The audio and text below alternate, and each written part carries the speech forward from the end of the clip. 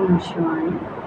காலைல morning routine எப்போதும் போல ஸ்டார்ட் பண்ணேன். தண்ணி எடுக்க பைப்புக்கு போயிருந்தேன். போகிற வழியில எனக்கு தெரிஞ்ச அம்மா தான். அவங்க பஸ் ஸ்டாண்டுக்கு போயிட்டுருந்தாங்க. நமக்கு வந்து குழந்த பிறந்து 1 இயர் ஆச்சு எனக்கு. அப்போ வந்து வயிறு வந்து கொஞ்சம் இன்னும் ஒப்பின மாரி இருக்குது. அதாவது இன்னும் தொப்பை இருக்குது.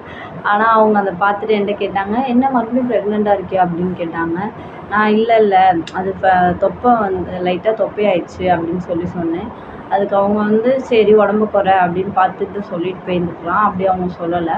அவங்க 2வது பொண்ணோட ஓபிடியா வந்து ஃபர்ஸ்ட் குழந்த மாசமா இருந்து ஒரு 1 இயருக்குள்ளேயே அடுத்த பர்த்டே வரத்துக்குள்ளேயே அடுத்த குழந்த மாசமாயிட்டாங்களாம். அந்த மாதிரிலாம் இருக்காது அப்படின்னு சொன்னாங்க. அதோட விடலை.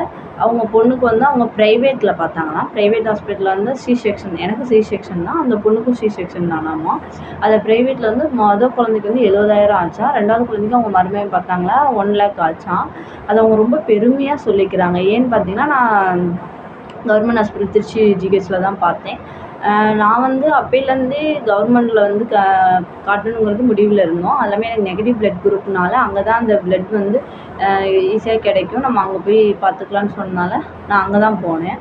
அவங்க வந்து அதை என்னை குத்தி காட்டுறாங்களா இல்லை அவங்கள்ட்ட அவங்களும் நார்மல் ஃபேமிலி தான். என்கிட்ட இருக்க வெல்த்து என் பேரண்ட்ஸ்கிட்ட இருக்க வெல்த்தை காட்டிலும் அவங்கள்ட்ட கம்மியாக தான் இருக்குது. நான் இல்லைங்கள. பட் அவங்க வந்து அப்படி ப்ரைவேட்டில் வந்து காட்டினதை அவங்க அம்மா அந்த காலையிலேயே ஒரு மாதிரி டிசப்பாயிண்ட் ஆகிடுச்சு. இவங்க அவ்வளோ இதாக பேசும்போது ஏன் மக்கள் இவ்வளோ கேவலமாக ப்ரைவேட் ஜிஹெச் நினைக்கிறாங்கன்னு எனக்கு தெரியலை. கவர்மெண்ட் கொடுக்குற காசு யூஸ் பண்ணுறாங்க, பஸ் யூஸ் பண்ணுறாங்க, ரேஷன் கடையில் அவ்வளோ க்யூவில் நின்று கூட இது மண்ணெண்ணையும் பருப்பு அரிசிலாம் வாங்குறாங்க. ஆனால் ஜிஹெச் போனால் மட்டும் மக்கள் இவ்வளோ கேவலமாக நினைக்கிறாங்க. எனக்கு ஒன்றுமே புரியல. அது ஒரு பெருமை. ப்ரைவேட்டில் கடவுள் ரொம்ப பெருமையாக நினைக்கிறாங்க.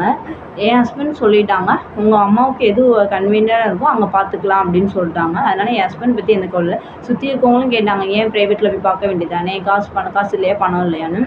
எனக்கு காட்ட வேண்டிய இதுக்கு எதுக்கு நான் செலவு பண்ணணும்? இருக்க போகிறது 6 நாள். எங்கே போனாலுமே கிழிச்சு எடுக்க போகிறது உண்மைன்னு தெரிஞ்சு போச்சு. என் குழந்தை வந்து ப்ரீச்சில் இருந்தனால எப்படியும் ஆப்ரேஷன் தான் தெரிஞ்சிச்சு.